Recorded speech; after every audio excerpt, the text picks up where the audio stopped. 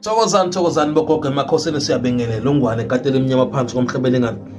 Uma ngathi uyaphuza imbilibili inhliziyo emhlophe ehlanze inhliziyo zamanye amadoda. Ngiyakhuleka bogogo. Ngiyabingelela zonke izizwe bakwethu. Ngiyabingelela ngiyathemba ukuthi abantu bayaphila. Ungwane ekatela emnyama phansi komhlebelengane bogogo bongithangathela khona. Uma ngathi uyaphuza imbilibili inhliziyo emhlophe ehlanze inhliziyo zamanye amadoda. Balalani bakwethu. Ungwane uma ukuthi kade wawufisa ukumbona useGoli. Kade wawufisa ukubona ungwane.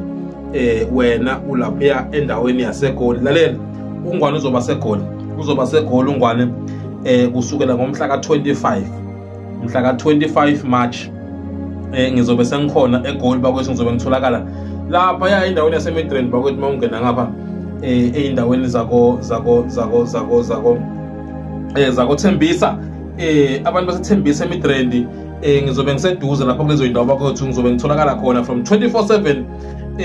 Ngizobe ngilapha eGoli bakwethu. Abantu baseGoli abafisa ukuzongibona, abakade befisa ukuzongibona, babona ukuthi ngokude la ngikhona khona bakwethu. Ngiyakhuphuka ngiza khona eGoli bakwethu. Ngomhla ka25 ngizobe ngikhona eGoli. Abantu ke basondele kimi kusukela nge25 nje ngizobe ngikhona ngisiza abantu. Nawe futhi ofisa ukuthi engathi ungavulela izinto zakho, engathi ungaphakamiselwa izinto zakho, sheshe umthinte mntana uyabhuka. Awuveli nje uqhamuka kumahala ukubhuka bakwethu. Angikukhokhisa imali uma uzobhukhela ukuzongibona. Kuphela ukuthi nje ngifuna ukwazi ukuthi abantu engizobahambela eGoli bangakanani, abantu engizobakhuphukele bangakanani. So ke bakwethu ngizobe ngitholakala lapha endaweni yaseThembisa bakwethu eGoli. Ngithinte kuWhatsApp ku 073 6469487 073 6469487 noma 073 210 2319 073 210 2319.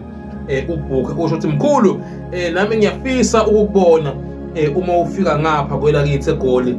Abantu baseGoli ke bakwethu asihlangane khona nge25 zika March ukubheka le kuyoze kuphela iviki ngihleli lapha endaweni yaseMidrand ngapha eduze kwaseThembisa bakwethu. Ngiyacela ke bakwethu ukuthi abantu bonke baphele ngobuningi babo. Ungathi wena mina mkhulu anginayo imali yokugibela yokuza kwaMhlabelingana, sekukhuphuka mina ke manje ngiza kini lapho eGoli. Abantu ke bakwethu abaphele ngobuningi babo. Ungwane ekatela emnyama phansi kwaMhlabelingana la ngizinze khona. Mawufuna ukuza ekhaya akuna nkinga, sihlangane khona ekhaya emakhosini. Mawukuthi uyabona ukuthi imali izongishaya, kulungile phela khehla ngitshele khona isikhathi ukuthi mkhulu mina nginenkinga kanje ukuze ngikwazi ukukhuphuka nezinduku zakho ngize naseGoli. Noma ke mkhulu awungiphathele isipoko sendiya lapho isikhuphe esikhulu madoda sokwenza izinto zenzeke. Ngivele ngikhuphuke nawo ngokusebenzela khona ngapho kwelakini. Kulungile phela madoda. Ngizobe sengikhona ke eduze la abafuna ukubethelelwa imizi, abafuna ngihambele imizi yabo ngiyobethela bakwethu. Kulungile ihlobo zami, ngizobe sengiseduze ngiseGoli. Walala wasala ungwane.